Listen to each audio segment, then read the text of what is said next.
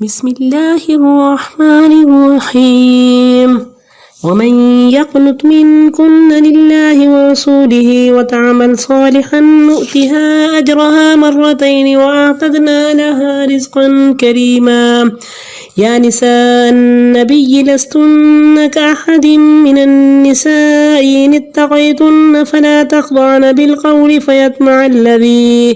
فيطمع الذي في قلبه مرض وقلن قولا معروفا وقرن في بيوتكن ولا تبرجن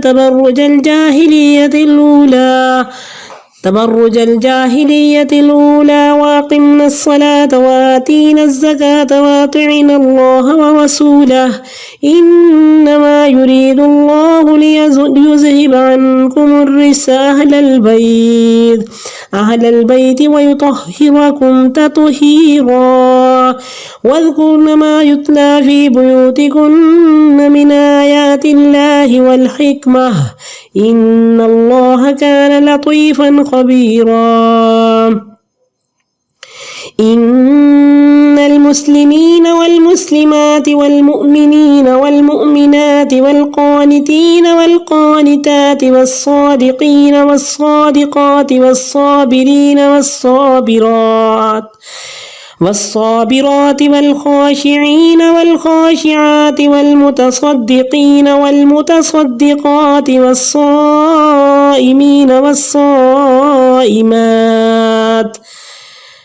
والصائمين والصائمات والحافظين فروجهم والحافظات والذاكرين الله كثيرا والذاكرات أعد الله لهم مغفرة وأجرا عظيما وما كان لمؤمن ولا مؤمنة إذا قضى الله ورسوله أمرا أن يكون لهم الخيرة من أمرهم ومن يعص الله ورسوله فقد ضل ضلالا مبينا وإذ تقول للذي ينعم الله عليه وأنعمت عليه أمسك عليك زوجك واتق الله وتخفي في نفسك ما الله مبديه وتخشى الناس والله أحق أن تخشاه فلما قضى زيد منها وطرا زوجناكها لكي لا يكون على المؤمنين حرج في أزواج أدعيائهم إذا قضوا منهن وطرا وكان أمر الله مفعولا ما كان على النبي من حرج فيما فرض الله له سنة الله في الذين خلوا من قبل وكان أمر الله قدرا مقدورا الذين يبلغون رسالات الله ويخشونه ولا يخشون أحدا إلا الله وكفى بالله حسيبا ما كان محمد أبا أحد من رجالكم ولكن رسول الله وخاتم النبيين وكان الله بكل شيء عليما يا أيها الذين آمنوا اذكروا الله ذكرا كثيرا وسبحوه بكرة وأصيلا هو الذي يصلي عليكم وملائكته ليخرجكم من الظلمات إلى النور وكان بالمؤمنين رحيما تحيتهم يوم يلقونه السلام وأعد لهم أجرا كريما يا أيها النبي إنا أرسلناك شاهدا ومبشرا ونذيرا وداعيا إلى الله بإذنه وسراجا منيرا وبشر المؤمنين بأن لهم من الله فضلا كبيرا ولا تطع الكافرين والمنافقين ودع ذاهم وتوكل على الله وكفى بالله وكيلا يا أيها الذين آمنوا إذا نكحتم المؤمنات ثم طلقتموهن من قبل أن تمسوهن فما لكم عليهن من عدة تعتدونها فمتعوهن وسرحوهن سراحا جميلا. يا أيها النبي إنا حللنا لك أزواجك اللاتي آتيت أجورهن وما ملكت يمينك مما أفاء الله عليك وبنات عمك وبنات عماتك وبنات خالك وبنات خالاتك اللاتي هاجرن معك وامرأة مؤمنة إن وهبت نفسها للنبي إن أراد النبي أن يستنكحها خالصة لك من دون المؤمنين. قد علمنا ما فرضنا عليهم في أزواجهم وما ملكت أيمانهم لكي لا يكون عليك حرج وكان الله غفورا رحيما. ترجي من تشاء منهن وتؤوي إليك من تشاء ومن ابتغيت ممن عزلت فلا جناح عليك ذلك أدنى أن تقر أعينهن ولا يحزن ويرضين بما آتيتهن كلهن والله يعلم ما في قلوبكم وكان الله عليما حليما. لا يحل لك النساء من بعد ولا أن تبدل بهن من أزواج ولو أعجبك حسنهن إلا ما ملكت يمينك وكان الله على كل شيء رقيبا. يا أيها الذين آمنوا لا تدخلوا بيوت النبي إلا أن يؤذن لكم إلى طعام غير ناظرين إناه ولكن إذا دعيتم فادخلوا فإذا طعمتم فانتشروا ولا مستأنسين لحديث إن ذلكم كان يؤذي النبي فيستحيي منكم والله لا يستحيي من الحق. وإذا سألتموهن متاعا فاسألوهن من وراء حجاب ذلكم أطهر لقلوبكم وقلوبهن. وما كان لكم أن تؤذوا رسول الله ولا أن تنكحوا أزواجه من بعده أبدا إن ذلكم كان عند الله عظيما. إن تبدوا شيئا أو تخفوه فإن الله كان بكل شيء عليما. لا جناح عليهن في آبائهن ولا أبنائهن ولا إخوانهن ولا أبناء إخوانهن ولا أبناء أخواتهن ولا نسائهن ولا ما ملكت أيمانهن واتقين الله إن الله كان على كل شيء شهيدا. إن الله وملائكته يصلون على النبي يا أيها الذين آمنوا صلوا عليه وسلموا تسليما. إن الذين يؤذون الله ورسوله لعنهم الله في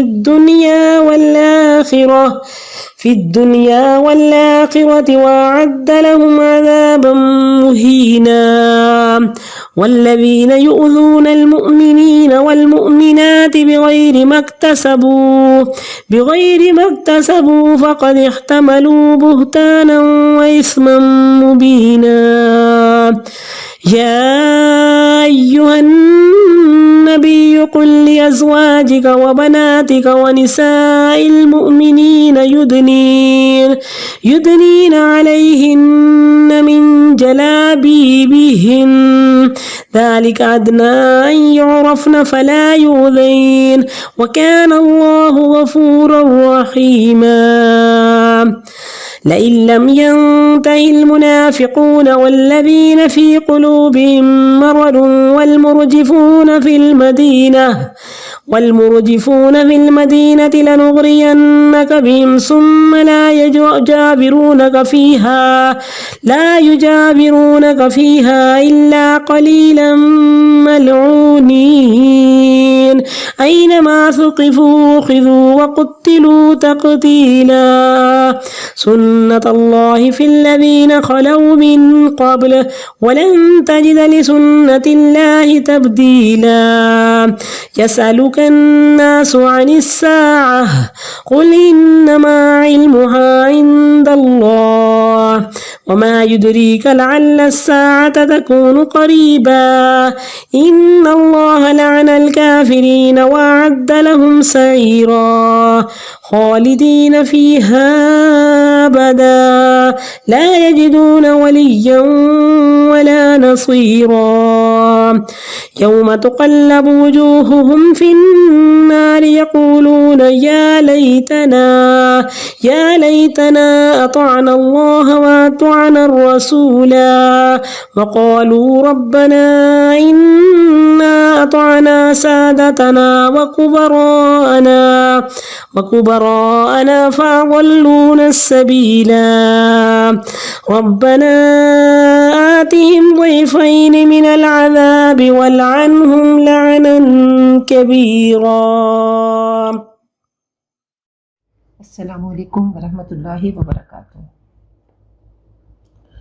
نحمده ونصلی علی رسولہ الکریم اما بعد فاعوذ باللہ من الشیطان الرجیم بسم اللہ الرحمن الرحیم. رب اشرح لی صدری ویسر لی امری واحلل عقدۃ من لسانی یفقہوا قولی. سورۃ الاحزاب پڑھ رہے ہیں. 22ویں پارے کی ابتدا ہے. غزوہ احزاب کو غزوہ خندق بھی کہتے ہیں. یہ حضرت سلمان فارسی کے مشورے سے خندق کھودی گئی. حضرت سلمان فارسی وہ تھے جو نور حق کی تلاش میں نکلے. وہ مجوسی تھے اور وہ فرماتے ہیں کہ مجھے عیسائیت پسند آئی. میں چرچ میں جانے لگا. باپ کو پتہ چلا، باپ نے قید کر دیا. بہرحال زنجیریں توڑ کے یہ کسی طریقے سے کسی راہب کے پاس پہنچے. کچھ عرصہ اس کے پاس رہے. وہ مرنے لگا تو اگلے راہب کے پاس، پھر اگلے راہب کے پاس پہنچے. جب وہ راہب مرنے لگا تو انہوں نے پوچھا کہ اب میں کیا کروں گا؟ تو اس نے کہا کہ مدینہ کی سرزمین، کھجوروں کی سرزمین میں ایک نبی آنے والے ہیں. تم ان کے پیروکار بن جانا، تم اسلام لے آنا. تو وہ فرماتے ہیں میں وہاں سے نکلا اور پھر میں نے اس سے پوچھا کہ ان کی نشانیاں مجھے بتاؤ. تو اس نے کہا کہ ان کی نشانی یہ ہوگی کہ وہ صدقہ قبول نہیں کریں گے، ہدیہ قبول کریں گے، اور ان کے شانوں کے درمیان مہر نبوت ہوگی. کہا کہ میں غلام بنتا بکتا بکاتا کسی نہ کسی طریقے سے میں مدینہ پہنچ گیا. کہا روز میں انتظار کرتا وہ صبح کب طلوع ہوگی جب نبی اکرم صلی اللہ علیہ وسلم تشریف لے آئیں گے.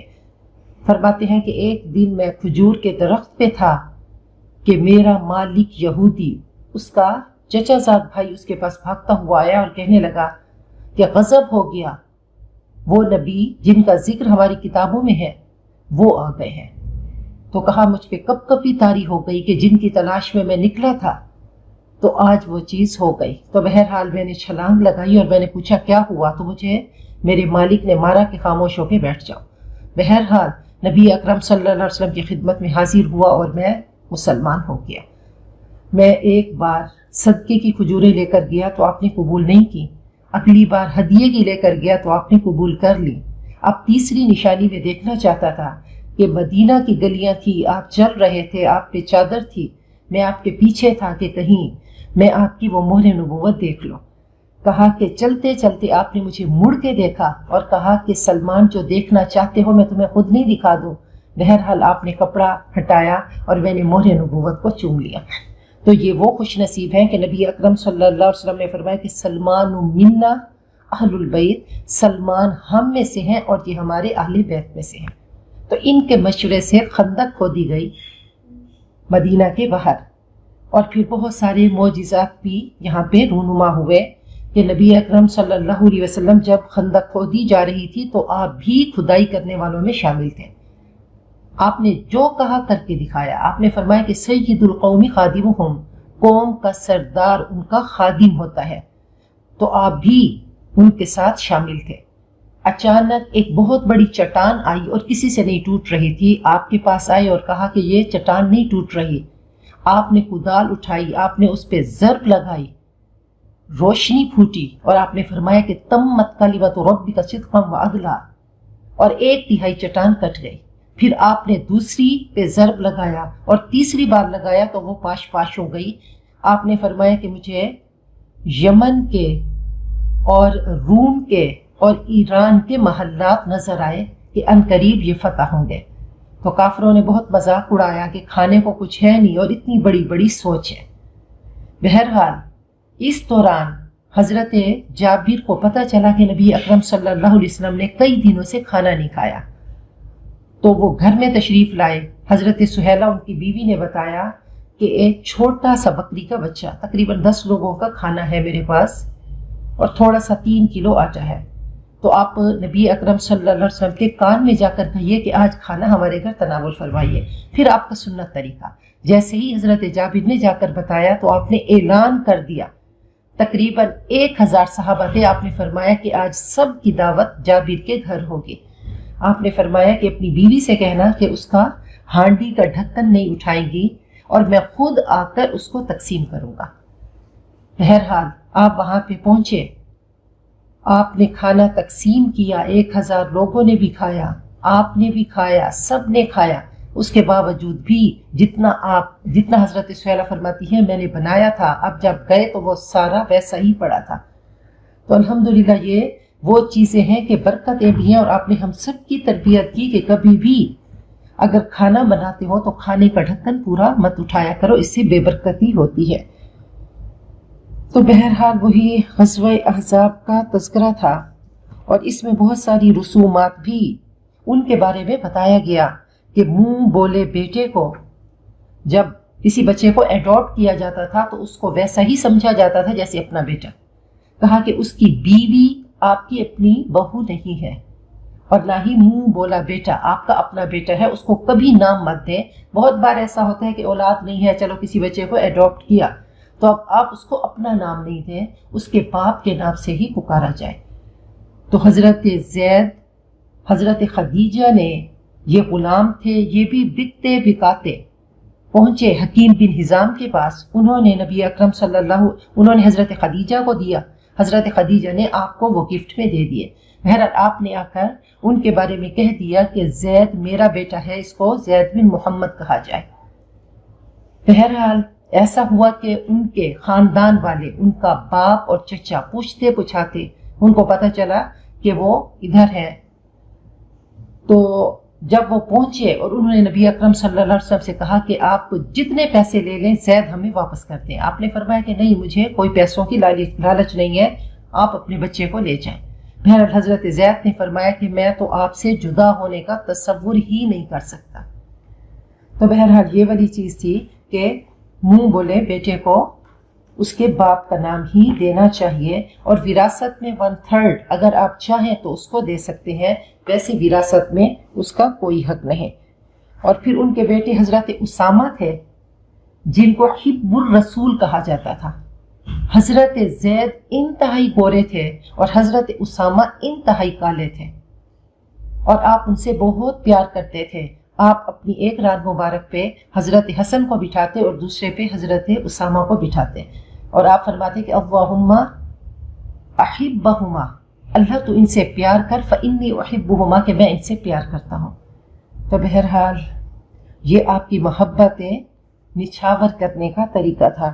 ایک بار ایسا ہوا کہ آپ نے حضرت عائشہ سے کہا کہ ذرا اس کا منہ تو دھلوا دو، حضرت اسامہ کا۔ تو وہ بھی لاڈ سے بولی کوئی میرے بچے ہیں جو مجھے پتہ ہو کہ کیسے اس کا منہ دھلوانا ہے۔ بہرحال آپ نے خود ہی دھلوا دیا، اور آپ پیار سے کہا کرتے تھے اسامہ اگر تو لڑکی ہوتا تو میں تجھے زیورات پہناتا۔ تو آگے یہ چل رہا تھا کہ ازواج مطہرات نے نان نفقہ مانگا تو اس پہ نبی اکرم صلی اللہ علیہ وسلم نے ناراضگی کا اظہار فرمایا، انہوں نے زیادہ کا مطالبہ کیا۔ ابتدا ہوتی ہے وَمَن يَقْنُتْ مِنْكُنَّ لِلَّهِ وَرَسُولِهِ، جو بھی تم میں سے اللہ اور اس کے رسول کی فرما برداری کرے اور نیک عمل کرے، ہم اس کو دگنا اجر عطا کریں گے، اور ہم اس کے لیے رزق کریم ہم نے اس کے لیے تیار کیا ہے۔ کہ اے ازواج تم رہنما ہو، تم رول ماڈلز ہو، تم اچھا کرو گی تو باقی مسلمان خواتین بھی آپ کو دیکھ کر ویسا کریں گے۔ یا نساء النبی جی، اے نبی کی بیویو، تم عام عورتوں کی طرح نہیں ہو، تم اللہ سے ڈرو، دبی زبان میں بات مت کیا کرو، لچکا کے بات مت کیا کرو، محتاط ہو کے نامحرموں سے بات کیا کرو۔ فَيَطْمَعَ الَّذِي فِي قَلْبِهِ مَرَضٌ، ایسا نہ ہو کہ جو دل کی خرابی کا مبتلا شخص ہے وہ لالچ میں پڑ جائے، اور بلکہ کیا کیا کرو، صاف سیدھی بات کیا کرو، بے تکلفی سے بات مت کیا کرو۔ کہ بات کرنے کی اجازت ہے، نامحرم سے بات کر سکتے ہیں، لیکن ایسی بات نہیں کہ اگلا شخص سمجھے کہ پتہ نہیں اس کی کیا نیت ہے۔ وَقَرْنَ فِي بُيُوتِكُنَّ، اپنے گھروں میں ٹکے رہا کرو اور نہ اظہار زینت کرو پہلے دور جاہلیت کی طرح، اور نماز قائم کرو، زکوٰۃ ادا کرو، اللہ اور اس کے رسول کی اطاعت کرو۔ اللہ چاہتا ہے کہ اے اہل بیت تم سے ہر شیطانی عمل، ناپسندیدہ کام لے جائے، تمہارا ظاہر بھی اعلیٰ ہو اور باطن بھی، وَيُطَهِّرَكُمْ تَطْهِيرًا، اور تمہیں پوری طرح پاک کر دے۔ وَاذْكُرْنَا، اور چرچا کرتی رہا کرو، پڑھتی رہا کرو، ذکر کرتی رہا کرو جو تمہارے گھروں میں اللہ کی آیات پڑھی جاتی ہیں، والحکمہ، اور حکمت کی باتیں یعنی احادیث۔ ان اللہ کان لطیفا خبیرا، یقیناً اللہ باریک بین باخبر ہے۔ ان المسلمین والمسلمات، تو کہا کہ اے مردوں عورتوں روحانی اور دینی اخلاقی معاملات میں مساوات ہے، کہ اگر کوئی مرد اچھا کرتا ہے یا عورت اچھا کرتی ہے تو دونوں کو برابر کا اجر دیا جائے گا۔ یقیناً مسلمان مرد اور مسلمان عورتیں، اور ایمان والے مرد اور ایمان والی عورتیں، اور فرما بردار مرد اور فرما بردار عورتیں، اور سچ بولنے والے مرد اور سچ بولنے والی عورتیں، اور صبر کرنے والے مرد اور صبر کرنے والی عورتیں، اور عاجزی کرنے والے مرد اور عاجزی کرنے والی عورتیں، اور صدقہ کرنے والے مرد اور صدقہ کرنے والی عورتیں، اور روزہ رکھنے والے مرد اور روزہ رکھنے والی عورتیں، اور اپنی عزت کی حفاظت کرنے والے مرد اور حفاظت کرنے والی عورتیں، اللہ کا ذکر کثرت سے کرنے والے مرد اور ذکر کرنے والی عورتیں، اللہ نے ان کے لیے مغفرت اور اجر عظیم تیار کر رکھا ہے۔ تو یہ 10 صفات ہیں۔ پھر قرآن پاک آئینہ ہے، اس میں ہم نے اپنے آپ کو سجانا سنوارنا ہے، اپنے داغ دھبے دور کر لیں۔ کیا واقعی ہم مسلمات، مومنات، قانتات اور صادقات کی لسٹ میں آتی ہیں کہ نہیں؟ تو اسلام نے عورت کو مستقل ایک قانونی تشخص دیا ہے۔ اب دیکھیں کہ وراثت میں پراپر اس کا حق ہے۔ تو فرمایا کہ ان صفات سے اپنے آپ کو آراستہ کر لو تو اللہ تعالیٰ تمہیں معاف بھی کرے گا اور اجر عظیم عطا کرے گا۔ وما کان لمؤمن ولا مؤمنۃ، کسی مومن مرد اور کسی مومن عورت کے لیے درست ہی نہیں کہ جب اللہ اور اس کا رسول کسی معاملے میں فیصلہ کر دیں تو اب اس کے لیے اپنے فیصلے میں کوئی اختیار نہیں۔ ومن یعص اللہ، اور جو اللہ اور اس کے رسول کی نافرمانی کرے تو وہ صریح گمراہی میں پڑ گیا۔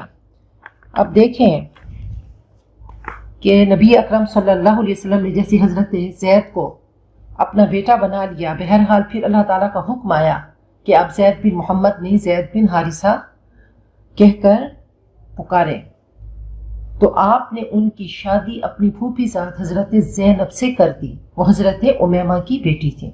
بہرحال حضرت امیمہ و حضرت زینب بہت ایک شان والی اور بہت اعلیٰ حسب و نسب کے مالک تھے۔ بظاہر حضرت زید ایک غلام تھے اور منکسر المزاج تھے، تھوڑا وہ غلامی صفات آ جاتی ہیں، اور ان میں ایک روب تھا، تمکنت تھا حضرت زینب میں، تو آپس میں ان کی بن نہیں سکی۔ 4 ہجری میں نکاح ہوا، 1 سال رہے لیکن ایک دوسرے سے نہیں بن پائے۔ اب اللہ کا حکم ہوا کہ زید طلاق دیں گے، اور نبی اکرم صلی اللہ علیہ وسلم کو کہا گیا کہ آپ نکاح کریں گے، لیکن آپ ڈرتے تھے کہ اگر میں نکاح کروں گا تو لوگ کہیں گے کہ اپنی بہو سے نکاح کر لیا۔ تو بہرحال وہ حضرت زید ان کو آنکھ اٹھا کر بھی نہیں دیکھ سکتے تھے، وہ فرماتے تھے میری مجال ہی نہیں تھی۔ بہرحال تلخیاں اور فاصلے بڑھتے رہے۔ تو یہ تمام چیزیں کیا ہیں؟ مباحات ہیں، اور قیامت تک کے لیے ہم سب کو بتا دیا گیا کہ اگر ایسا ہے کہ میاں بیوی کی نہیں بنتی، دونوں بہت اچھے تھے، دونوں متقی تھے، لیکن کیا کہ آپس میں ان کی نہیں بن سکی۔ تو بہرحال ایسا ہوا کہ انہوں نے طلاق دے دی۔ نبی اکرم صلی اللہ علیہ وسلم نے نکاح کا پیغام حضرت زینب کو بھیجا، تو حضرت زید لے کر گئے۔ تو انہوں نے کہا میں استخارہ کرتی ہوں۔ ابھی وہ سوچ ہی رہی تھی کہ اللہ تعالیٰ کا حکم آ گیا کہ زوجناکہا، ان کا نکاح میں نے عرش پہ کر دیا۔ تو بہرحال وہ بہت اس چیز پہ پراؤڈ فیل کرتی تھی کہ میرا نکاح آسمان پہ ہوا، اور نہ ہی کوئی ایجاب و قبول اور نہ ہی مہر اور نہ ہی کوئی گواہ، اللہ نے خود ہی کر دیا۔ وَإِذْ تَقُولُ لِلَّذِي أَنْعَمَ اللَّهُ عَلَيْهِ وَأَنْعَمْتَ عَلَيْهِ، اور جب آپ کہہ رہے تھے اس کو جس پر اللہ نے احسان کیا، یعنی حضرت زید بن حارثہ پہ اللہ نے کیا احسان کیا کہ ان کو اسلام کی توفیق دی۔ وَأَنْعَمْتَ عَلَيْهِ، اور آپ نے ان پر انعام کیا، أَمْسِكْ عَلَيْكَ زَوْجَكَ، کہ مت چھوڑو اپنی بیوی کو، وَاتَّقِ اللَّهَ، اور اللہ سے ڈرو، وَتُخْفِي فِي نَفْسِكَ، اور آپ اپنے دل میں چھپا رہے تھے کہ آپ کو نکاح کرنا پڑے گا۔ اللہ اس کو کھولنا چاہ رہا تھا، بتا دینے والا تھا، اور آپ لوگوں سے ڈر رہے تھے، حالانکہ اللہ زیادہ حقدار ہے کہ آپ اس سے ڈریں۔ فلما قضا زید منہا وطرا، پھر جب حضرت زید نے ان کو طلاق دے دی، زوجناکہا، اے نبی ہم نے آپ کا نکاح ان سے کر دیا، ان کو آپ کے نکاح میں دے دیا، لِكَيْ لَا يَكُونَ عَلَى الْمُؤْمِنِينَ حَرَجٌ، تاکہ ایمان والوں پر کوئی تنگی نہ رہے کہ اپنے منہ بولے بیٹوں کی بیویوں سے نکاح میں، تو یہ نقصان دہ رسم کو توڑنا تھا۔ اِذَا قَضَوْا مِنْهُنَّ وَطَرًا، جب کہ وہ طلاق لے چکے ہیں، اور اللہ کا معاملہ تو پورا ہو کر رہتا ہے۔ ما کان علی النبی من حرج، نبی اکرم صلی اللہ علیہ وسلم پر کوئی رکاوٹ نہیں اس میں جو اللہ نے ان کے لیے جو بھی مقرر کر دیا۔ اللہ کا طریقہ یہی رہا ان لوگوں میں بھی جو آپ سے پہلے گزر چکے۔ وکان امر اللہ قدرا مقدورا، اللہ کا حکم طے شدہ فیصلہ ہوتا ہے، شریعت کا مکمل قانون اللہ ہی کا دیا ہوا ہے، یہ نظام عدل و قسط ہے، اور اس حکیم مطلق ہستی ہی کا تجویز کرتا ہے۔ دیکھیں کہ بہت ساری چیزیں انسان کی عقل ان کو طے کر نہیں سکتی، ان کو حل نہیں کر سکتی، تو اللہ تعالیٰ نے ایک پورا سسٹم بنا کر دے دیا۔ الذین یبلغون رسالات اللہ، یہ سنت ان لوگوں کے لیے ہے جو اللہ کا پیغام پہنچاتے ہیں اور اللہ سے ڈرتے ہیں، اور اللہ کے سوا کسی سے نہیں ڈرتے، اور اللہ حساب لینے کے لیے کافی ہے۔ نبی اکرم صلی اللہ علیہ وسلم کی یہ 5ویں بیوی بنی۔ ما کان محمد ابا احد من رجالکم، نبی اکرم صلی اللہ علیہ وسلم تم میں سے کسی مرد کے باپ نہیں، آپ کے بیٹے ہوئے بھی تو وہ بچپن میں فوت ہو گئے، لیکن آپ اللہ کے رسول ہیں اور خاتم النبیین ہیں، قیامت تک آپ کے بعد کوئی نبی نہیں آئے گا، اب آمد کا سلسلہ بند ہو گیا ہے، اور اللہ ہر چیز کو جانتا ہے۔ یا ایھا الذین آمنوا اذکروا اللہ ذکرا کثیرا، اے ایمان والو اللہ کا ذکر کثرت سے کیا کرو۔ دیکھیں جب بھی ذکر کی بات ہوگی تو کثرت کی بات ساتھ ہوگی، کسی اور عبادت کے بارے میں نہیں کہا گیا۔ اور دیکھیں اس کے لیے کوئی شرائط نہیں ہے، آپ کسی بھی حالت میں ہیں، پاک ہے ناپاک ہے، سوتے بیٹھے لیٹے چلتے پھرتے، ہر حال میں اللہ کا ذکر کرتے رہیں۔ اور اس کی تسبیح کرو صبح شام۔ هو الذی یصلی علیکم وملائکتہ، وہ ہے جو تم پر رحمت بھیجتا ہے اور اس کے فرشتے، تاکہ تمہیں اندھیروں سے نور کی طرف نکالے، اور ایمان والوں پر رحم کرنے والے ہیں۔ تحیتہم، ان کی دعائے ملاقات جس دن وہ ان سے ملیں گے، سلام ہوگا، جنتیوں کا استقبال سلام سے ہوگا، اور ان کے لیے اجر کریم اس نے تیار کیا ہے۔ یا ایھا النبی، اے نبی ہم نے آپ کو بھیجا گواہ بنا کر، ومبشر ونذیرا، یہ سب نبی اکرم صلی اللہ علیہ وسلم کے نام ہیں، اور خوشخبری دینے والا اور خبردار کرنے والا اور اللہ کی طرف اس کے حکم سے بلانے والا، وسراجا منیرا، اور روشنی دینے والا چراغ۔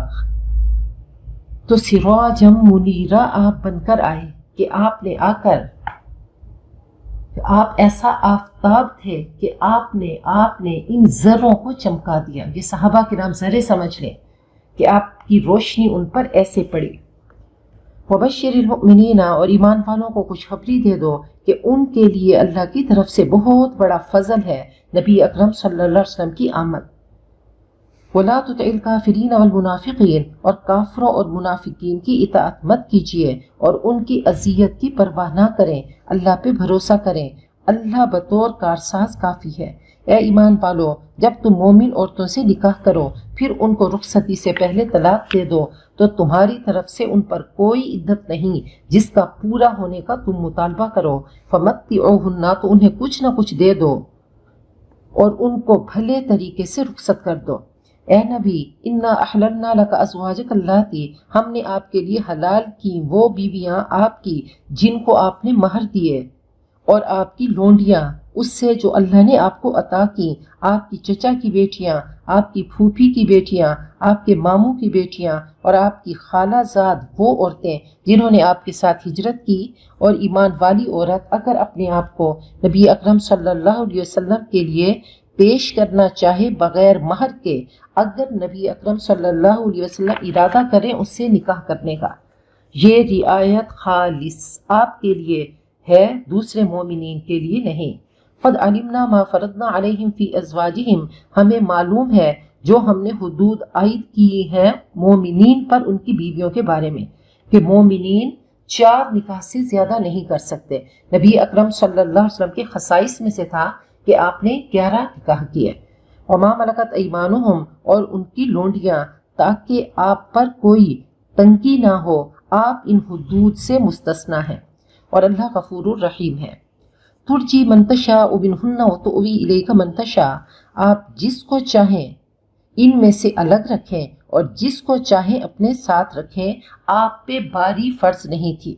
ومن ابتغیت ممن عزلت فلا جناح علیک، اور جن کو آپ چاہیں الگ رکھنے کے بعد بلا لیں، آپ پر کوئی مذائقہ نہیں، یہ زیادہ قریب ہے کہ ان کی آنکھیں ٹھنڈی رہیں اور غمگین نہ ہوں، اور وہ راضی رہیں جو آپ ان سب کو دیں۔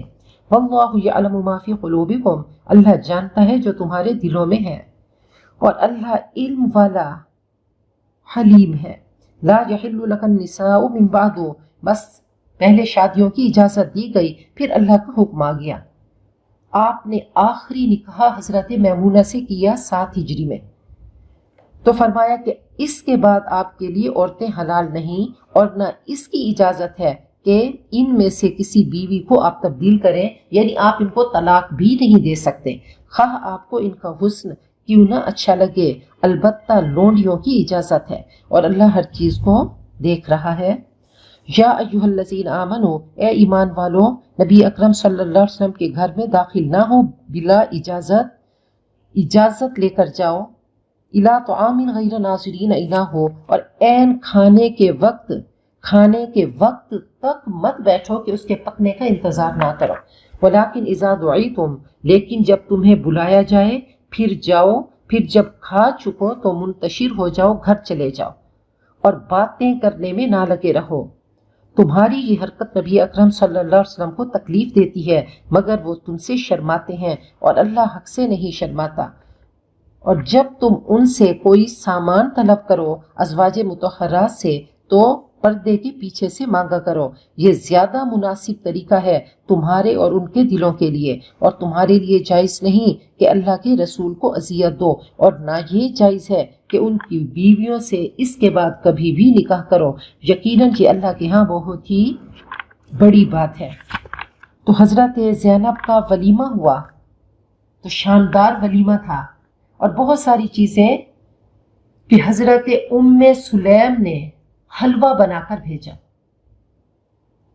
آپ نے گائے ذبح کی اور وہ کھانا اس طرح سے کہ 10 لوگ آتے، چھوٹا سا حجرہ تھا، آ کر کھاتے اور وہ چلے جاتے۔ پھر حضرت ام سلیم نے حلوہ بھی بنایا، انہوں نے بھیجا، تو آپ نے دوبارہ سے سب کو بلایا اور انہوں نے کھایا۔ بہرحال ایٹیکیٹس بتائے جا رہے ہیں کہ ایسا ہوا 10 لوگ آتے، کھا کر چلے جاتے۔ آخر میں جو لوگ آئے وہ بیٹھے رہے۔ حضرت زینب اس وقت تک پردے کا حکم نہیں آیا تھا، تو وہ ایک طرف منہ کر کے بیٹھی رہیں۔ آپ ایک بار آئے، 2 بار آئے، 3 بار آئے، جب بھی آتے تو وہ بندے کچھ بیٹھے تھے اور وہ گپے مار رہے، کھانک رہے تھے۔ تو بہرحال اس پہ منع کیا گیا کہ دیکھیں ایسا مت کیا کریں، اگر آپ کہیں بھی دعوت ہو، قیامت تک کے لیے ایک قاعدہ قانون دے دیا گیا کہ آپ کسی کے گھر جائیں تو اتنی لمبی دیر نہ بیٹھیں کہ گھر والے اکتا جائیں۔ تو بہرحال آپ شرماتے تھے، آپ رؤوف الرحیم تھے، بہرحال اللہ کا حکم ہوا کہ ایسا نہیں کیا کرو۔ بہرحال بہت دیر کے بعد وہ لوگ واپس گئے اور اس کے بعد پردے کے احکام نازل ہوئے۔ حضرت عمر کئی بار کہہ چکے تھے کہ آپ اپنی ازواج کو پردہ کرائیے۔ حضرت عمر نے ایک بار ازواج سے یہ بھی کہا کہ اگر آپ کے حق میں میری بات مانی جائے تو کبھی میری نگاہیں آپ کو نہ دیکھتی۔ بہرحال اس کے بعد پردے کا حکم آ گیا۔ ان تبدو شیئا او تخفوہ، اگر تم کوئی چیز ظاہر کرو یا اس کو چھپاؤ، اللہ ہر چیز کو جانتا ہے۔ لا جناح علیہن فی آبائہن، ان ازواج پر کوئی مذائقہ نہیں ان کے باپوں کے گھر میں، اور نہ